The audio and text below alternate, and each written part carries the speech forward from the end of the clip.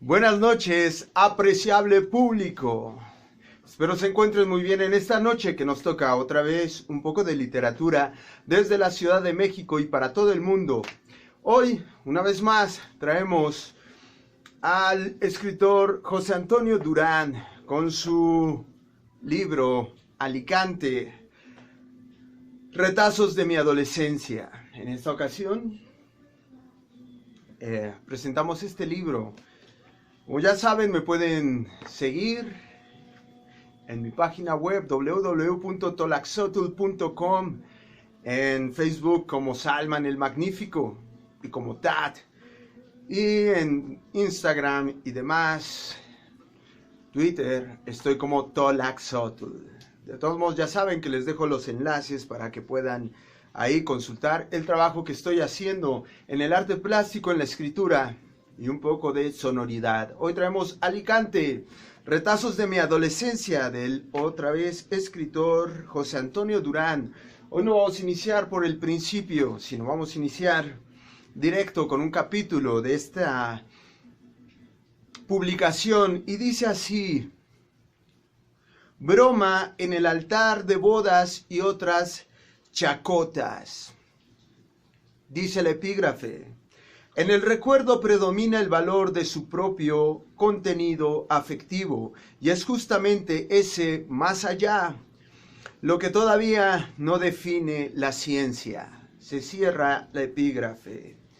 Lo que voy a narrar no deja de avergonzarme. Yo tendría entre 17 y 18 años y era común gastarnos bromas pesadas en el grupo de entrañables amigos con los que compartí mi adolescencia.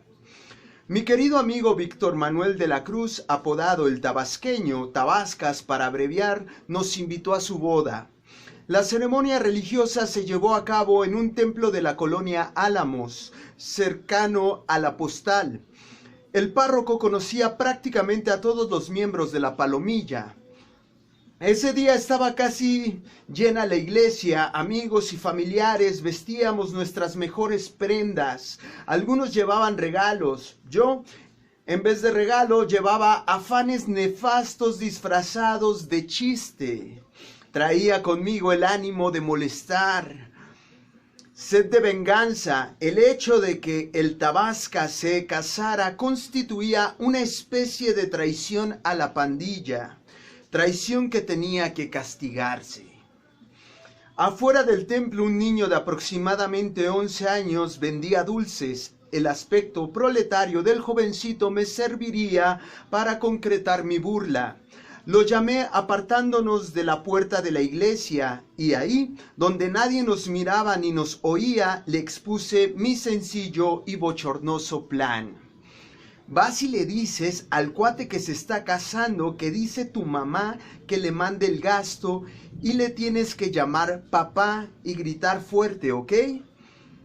Ya no recuerdo cuánto dinero le pagué por los excedidos servicios histriónicos, aunque sí recuerdo que me pidió más de lo que yo le ofrecía. Dicho y hecho. El niño esperó a que me acomodara muy cerca de la pareja de novios para iniciar su exagerada y desinhibida actuación. Papá, papá, dice mamá que ya le mandes el gasto, gritaba opacando la voz del sacerdote. Repetía la frase acordada ante el malestar de todo mundo y el rumor de fastidio entre la gente. El sacerdote pidió que se llevaran al chamaco. Saquen a ese niño, por favor, ordenó el cura, y Memo, el oso, que hacía honor al apodo, se lo llevó en vilo sin que el niño dejara de gritar. Papá, papá, mándale el gasto a mi mamá. Uf, uf, uf. Ambos novios voltearon a mirarme y en su rostro leí el tedio y la censura, el reproche y su certeza de mi participación en la villanía. Era evidente que ambos habían adivinado que fui yo quien envió al mocoso gritón. El sacerdote dijo algo así como que ya era hora de que actuáramos como adultos y que los responsables de la burla tendrían que confesarse y que era el colmo y que bla, bla, bla. Ay, ay, ay. Cuando me tocó el turno en la fila de abrazar a los novios para felicitarlos por el enlace, ella me dio la espalda y Víctor, el amigo tabasqueño, me dijo que ya estaría yo contento con mi gracia. Mi cobardía, vergüenza e hipocresía se expresó con un cínico y falaz desconocimiento. No sé por qué me lo dices, cuñado. El matrimonio del Tabascas, como era de esperarse, lo alejó parcialmente de la cuadra. Víctor, el tabasqueño, no volvió a compartir con nosotros la calle de Alicante con la frecuencia de antes de su boda. Ya no tuvimos la oportunidad de ver otra vez a este estupendo corredor estamparse de frente contra los coches estacionados o en marcha para atrapar el pase del fútbol americano improvisado en la calle, donde alguien tuvo que ser el tuco. Pintó en el asfalto las yardas, también se pintaban en el piso la carreterita, las porterías y hasta recados amorosos. Sin tener bases sólidas y probatorias para afirmar que Víctor Carrillo estaba enamorado de Juanita, un día por la tarde pinté con gis, en realidad fueron varios trozos de yeso de gran tamaño, en el pavimento de la calle de Alicante, que Víctor amaba a Juanita en el centro de un gran corazón atravesado por una flecha. Sus respectivas casas estaban una enfrente de otra. Dibujé cadenas que unían ambas viviendas y varias leyendas amorosas, donde se dejaban ver los supuestos deseos de un amor soterrado, involucrando en mis declaraciones también a Tuco, Malicha, Luis y Chucho. Después de mi gracia todos me querían golpear por lo que recurrí a mi efectivo guardaespaldas, Rodolfo, el chicharronero, para hacerme compañía en las visitas a la calle Alicante.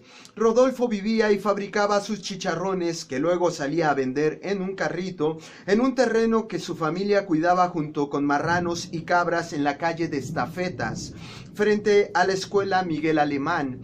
Él ya había participado, a solicitud mía, rompiéndole el hocico a los cuates más grandes que yo, cuando estos abusaban de mí. Era fama que Rodolfo me defendía, todo era cosa que yo me quejara ante este amigo. Así, con el guardaespaldas a mi lado, saludaba a los ofendidos con la pinta que hice en el piso de Alicante, y todos sabían cuál era el mensaje oculto. El tiempo permitió que este escribiente volviera a disfrutar la amistad de aquellos a quienes denosté con los dibujos y textos, efímeros gracias a la efectiva borrada que hizo Víctor Carrillo, el más agraviado. Nunca supe si Juanita se enteró de mi afanosa pinta en el piso. Por la noche del mismo día en que escribí y dibujé, vi a Víctor lavando la calle con cepillos, escoba, agua, trapeadores y jabón detergente, pero el líquido más corrosivo fueron las lágrimas con las que mi amigo emprendía la acción sanitaria. Hoy, lo juro, siento vergüenza de la vergüenza que le hice pasar a mi cuate. Aunque es tarde para el arrepentimiento, desde aquí le pido perdón.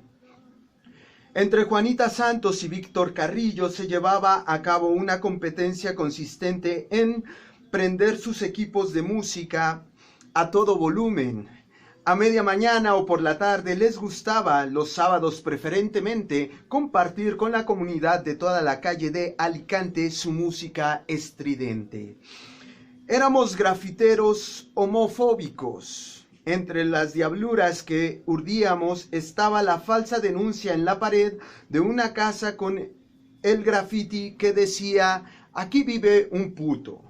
La ventaja para los avecindados en la casa recién decorada con el grafiti que destilaba falsedad era que no lo escribíamos con pintura, sino con gis o ladrillo rojo que fácilmente se borraba.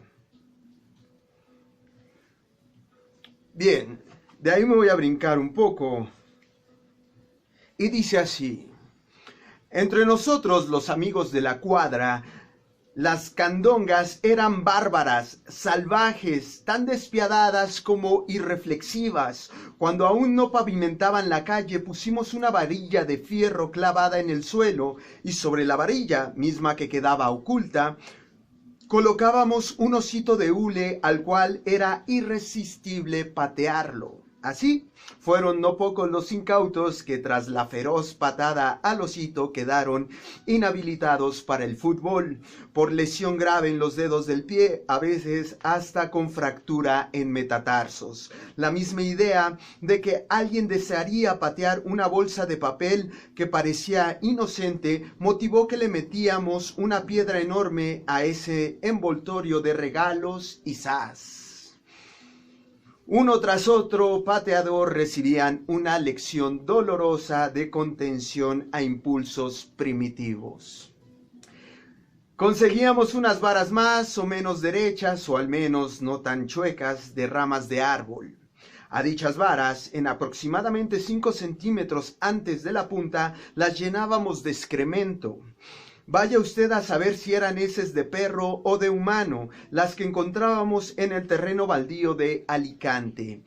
Esa porción de la vara, con excremento, la tapábamos con papel periódico que quedaba pegado a la porquería. Cuando llegaba la presa, alguien del grupo que no sabía nada de nuestras armas fétidas, fingíamos una discusión entre dos de los que portábamos varas y nos retábamos a golpes. Entonces le pedíamos a la víctima que nos detuviera la vara para trompearnos. Al momento que el ingenuo tomaba la vara, nosotros la jalábamos y el pobre recibía en la mano una buena dosis de caca. Y bueno, en ocasiones sí había moquetes entre el ofendido y el ofensor. Bien. Y eso prácticamente es lo último. Dice así: con Lalo fumé marihuana que amablemente me ofreció el amigo, chupando un caramelo para refinar la hierba. Una risa loca me atacó por horas. La sensación de que si me levantaba estábamos sentados en la calle, me caería por lo mareado que andaba, se disipó al instante en que caminé derecho, erguido, sin huella del mareo, pero con el efecto de la risa aún vigente. Lalo fue a Huautla de Jiménez, Oaxaca, para probar los hongos alucinógenos con los que curaba la gran chamana mazateca María Sabina, sus niñitos. Decía Sabina refiriéndose a los hongos, que por aquellos años estaban muy de moda, tanto por la publicación de Gordon Watson sobre el Teonanacatl, como debido a que uno de los Beatles y varios hippies famosos acudieron a la sierra oaxaqueña con el mismo fin que mi amigo. A Lalo no le interesaba el rito ceremonial de sanación de la chamana, sino los efectos alucinógenos. Así simplemente fue al mercado, buscó, preguntó cómo se comían y compró los hongos San Isidro, derrumbe y pajaritos, algunos de los cuales solo se producen en el estiércol vacuno. Siguió las instrucciones dadas por los vendedores y procedió a ingerirlos en un lugar solitario. Me contó que en un cerro, acostado en el pasto, esperó a que los hongos hicieran su parte, pero después de un tiempo, sin efecto alguno, pensó que había sido timado, cuando de repente vio cómo la tierra cercana a sus ojos empezó a moverse, a saltar. Él creyó que saldría de ahí una rata de campo, tusa o topo. Lo que vio lo dejó impactado.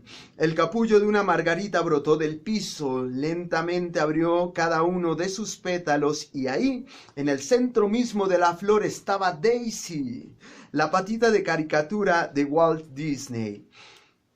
Todo ello en vívidos y alucinantes colores. La compañera del Pato Donald bailaba el can-can. Lalo no solo veía en su alucinación el desempeño de la caricatura vestida ad hoc para el famoso baile, sino que escuchaba la música de Offenbach a gran volumen venida de todas partes, y lo más sorprendente, veía la música, la veía, no solo la escuchaba. ¿Cómo era eso de ver la música? No pudo explicarlo, pero insistió. Yo veía la música a colores. En ese momento, y quizás para siempre, me arrepentí de no haberlo acompañado para vivir también semejante aventura.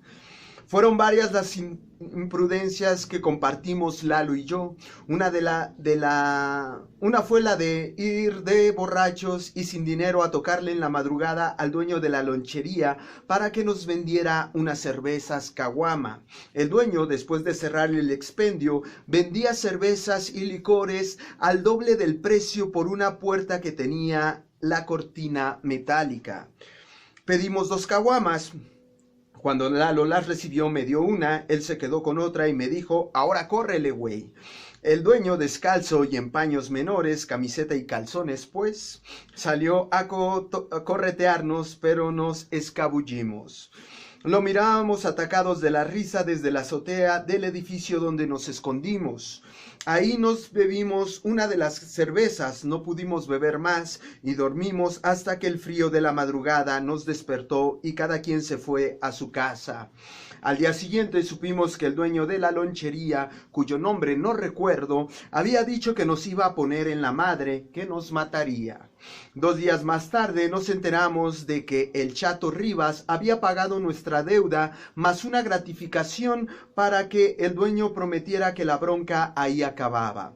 El Chato, Gilberto Rivas Sandino, muchas veces me protegió y se comportó conmigo como si fuera mi hermano mayor. Siempre lo estimé. Lamentablemente es uno de los amigos a los que les perdí la pista. Tan tan. Bien, Alicante, retazos de mi adolescencia de José Antonio Durán. Otra vez con una portada también muy llamativa. Suelen ser muy potentes visualmente las portadas que elige para sus libros este autor. Bien, ya lo hemos comentado bastante. Solamente quería yo traer esta publicación que es así nada más, una especie de crónica o de crónicas ahí en las cuales intervienen algunos de sus amigos. Lo cita adecuadamente el autor para darle los créditos tanto al Tuco como a Luis Vadillo y a una de sus hermanas, creo. Entonces, bueno, es una redacción un poco entre caótica, hay que estar como muy atento, porque hagan en cuenta que empieza a narrar el capítulo o una de las crónicas y de repente se brinca otra cosa y que parece que no liga tanto con la historia inicial y después regresa otra vez a la historia que estaba contando. Y así va dentro del mismo capítulo, cada uno de los capítulos, va y viene de esa forma. Ahí ahorita en el pedazo en el que me quedé, precisamente, vuelve a tomar al Tabascas, ¿no? Vuelve a hablar algo sobre él. Y bueno, es como, entonces va brincando, ¿no? Entonces eso tiene esta publicación. Y es perfectamente entendible, y esto lo voy a decir por qué. Porque como dice que son retazos, recordemos que los retazos son esos especie de como de jirones, de recuerdos momentáneos, o de, bueno, utilizado en este sentido, los retazos son así, ¿no? Ciertos cortes, ¿no? En un solo tijerazo, de una sola estocada. Entonces, de un solo corte. Entonces, cuando viene y narra otras partes de lo que recuerda, precisamente es quizá como al autor le vino en el momento que estaba precisamente haciendo el manuscrito o editando su manuscrito y entonces ahí lo deja, ¿no? Como esa huella. Ahora, cada uno de los capítulos tiene un epígrafe que tiene como punto central la memoria, el recuerdo, qué es, cómo cambia, cómo se resignifica, qué qué valor tiene, que tuvo en el pasado y qué valor tiene ahora. Todas esas epígrafes nos van a indicar, va a ser como un hilo conductor, ahí, como un leitmotiv ahí, que siempre va a estar en cada capítulo y que nos va a enseñar la, la claridad de toda la crónica que se está narrando, ¿no? O sea, son epígrafes muy bien colocadas, es a lo que me refiero. Entonces, bueno, ahora, ¿de qué va esta publicación? Pues es un adolescente, en este caso es una autobiografía del autor que pues narra más o menos desde su llegada al territorio colindante a Alicante y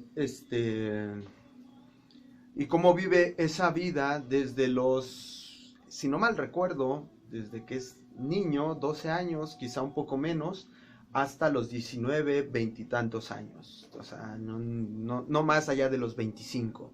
Entonces narra cómo entró a la escuela, cómo entró a la secundaria, a los amigos que se encontraba, cómo eran las fiestas en la decembrinas, las posadas, sus primeras borracheras, como leímos, la primera vez que consumió drogas o medicina, algunos los llaman así, y demás, ¿no? La primera vez que lo metieron al torito, cómo sufrió su primer día de trabajo, sus primeros trabajos, y cómo también sufría siendo una persona de clase media y con vecinos que eran de clase media alta y vecinos de clase media baja, ¿no? Entonces también está como todo ese círculo. Más o menos él relata, este autor, que son aproximadamente como 100 personas que tuvieron a bien o colindaron, se conocieron en ese ámbito. Jóvenes, me refiero, entre niños y jóvenes, bueno, adolescentes y un poco más grandes, pero jóvenes. Los demás ya eran señores y los padres de familia y demás. Pero entre todos estos jóvenes, entre niños jóvenes, adolescentes, pubertos, eran como 100 amigos. Entonces, y las peleas entre barrios, entre los que eran de Alicante y los que eran de Nativitas y los que venían de otras colonias, ¿no? Entonces, eso es lo que nos va narrando. Ahora, ¿qué es esta crónica o estas crónicas que nos dan? Nos dan un tono, a mí me parece, un tanto primaverales con chubascos repentinos. O sea, es una rememoración de su vida, pero muy ligera, digamos, muy idílica, vamos a decirlo de esta forma. O sea, no hay cosas muy graves, o no narra las cosas graves con cierto contenido realmente, vamos a mencionarle un tanto crudo, sino más bien es una rememoración así como muy melocotón, ¿sí? Les digo, de repente sí tiene como sus chubascos ahí, sus experiencias, que justamente con el capítulo que leí, en el que pues, se inicia con que se está disculpando, que le da vergüenza de lo que pasó, lo que hizo, de repente tiene como esos tonos, pero es lo más, ¿no? Por ahí hay una cuestión de pedofilia también, pero digamos muy por encima. Sí, se nota un poco ahí los tintes un poco duros, pero realmente es una novela, o, bueno, más bien unas crónicas, son unas crónicas, una novela cronicada, no sé si eso exista o con lo que sea, pero así se va dando, ¿no? O sea, está muy ligero, les digo, muy idílico. Bien, es muy respetable. Por supuesto, hay cierta violencia, hay ciertos golpes, demás, los primeros noviazgos, los primeros besos, las vergüenzas. Hay como muchos símbolos. No sé si el autor lo haya querido expresar así o se haya dado cuenta él mismo, pero hay una parte donde dice que de joven en un partido de fútbol se le rompieron los calzones, así literalmente iba con el retazo del calzón, a medio partido. Entonces él se daba cuenta que estaba así, que él sabía que los demás ya se habían dado cuenta, pero él disimulaba, ¿no? Entonces hay como ciertos símbolos como eso que va como reuniendo como todos los tajos. O sea, el punto es que al elegir este título, o sea, está muy bien hecho, muy bien colocado, ¿bien? Y muy bien ayudado. Recordemos que esos retazos son cuestiones que muchas veces se vuelven a anudar, se vuelven a tejer, ¿no? Ya sea con hilo o se les pone un seguro y ese retazo vuelve un poco a dar la función que tenía, ¿no? O sea, de unirse a lo que estaba roto, ¿no? A esto es que a lo que voy es que como hay otros personajes que están narrando dentro de él con las mismas palabras que el autor, es decir, Luis Vadillo, el Tuco, y por ahí, bueno, su hermana, y no recuerdo quién más,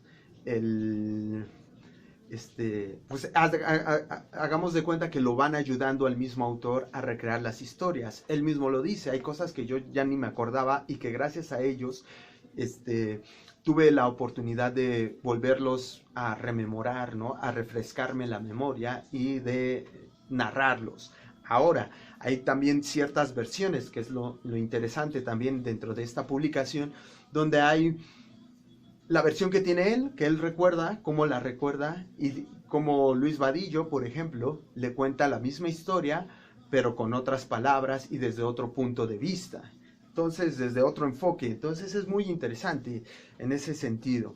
Pero bueno, sí, les digo, es un poco caótico esto. Claro, ahora, recordemos que este autor, como ya lo hemos visto ya en 3 ocasiones, con esta es la tercera ocasión que vemos al maestro Durán, no deja de hacer uso del albur, del sarcasmo, de la ironía y demás. Entonces, bueno, ahí vemos ahí a ese autor, no sé qué tanto realmente sea así su vida personal, pero dentro del libro, pues como es una cierta autobiografía, o una autobiografía que él mismo quiere mostrarnos, que él nos quiere ahí un poco presentar como él quiere, desde su enfoque, pues vemos ahí sí una persona, un autor que pues, sí siempre va a estar ligado a esa cuestión como, pues sí, entre el albur, la vulgaridad, como se conocería, ¿no? Con cierto argot para estar eh, contando incluso las historias. O sea, es muy común que él diga cierta cosa y sin albur, ¿no? O se sentó pero sin albur, ¿no? Lo digo así y tal. Entonces tiene como esas ciertas connotaciones, esos tonos que al final de cuentas, pues, cuando alguien dice es que sin albur, es pues porque te está albureando al final de cuentas. Entonces, bueno, es como algo ahí un tanto extraño, al menos para mí, no lo sé, quizá para ustedes no, pero sí es como, al menos en cuestión literaria, igual es una de esas cosas que tampoco me he topado en otros autores, pero bueno, aquí está, esto es una publicación que atestigua eso, ¿no? A un autor de este tipo. Habría que ver si hace años escribía así este autor, ¿no? O sea, es decir, ¿cómo escribía hace 20 años? Hace 50 años, bueno, o 45 años, 40 años, que realmente tenía esta facilidad y este lenguaje tan florido para publicar. Bueno, no lo creo, o sea, no lo creo porque la época es distinta y era más censurado, pero bueno, habríamos que ver si nos encontramos por ahí algún texto donde podamos encontrar todo las raíces de este tipo de literatura, de este tipo de narración, de propuesta que nos ofrece el maestro José Antonio Durán. Entonces es muy interesante. Bien, vimos Adopción Equivocada, los cuentos de Ute Cumbres, y esta que es Alicante, Retazos de mi Adolescencia. En todos, solamente ya para cerrar, recuerden que este es un autor que siempre pone en sus distintos libros pedazos también de otros libros, ¿no? O sea, algunos cuentos o fragmentos de otros libros que ha publicado, los mete en distintos libros. Bien, ahí es una cuestión de publicidad que es muy válida, por supuesto, pero también encontramos precisamente, como les había dicho, esos retazos, esas uniones que se están ligando entre ellas. Entonces es muy interesante también esa postura, ¿no? Y bien, finalmente, hoy concluimos esta cápsula literaria. Hoy es la número 50, llegamos a las 50. En esta ocasión espero que nos sigan ahí, a El Matraquero, a Licor de Cuervo, a mí por supuesto. Soy Oscar Fuentes, más conocido como Salman o Salman el Magnífico, y esto es Derrame Cerebral número 50. Y sin más por el momento me despido. Yo soy Salman el Magnífico, y eso es simple y sencillamente porque para mí todos ustedes son una chingonería.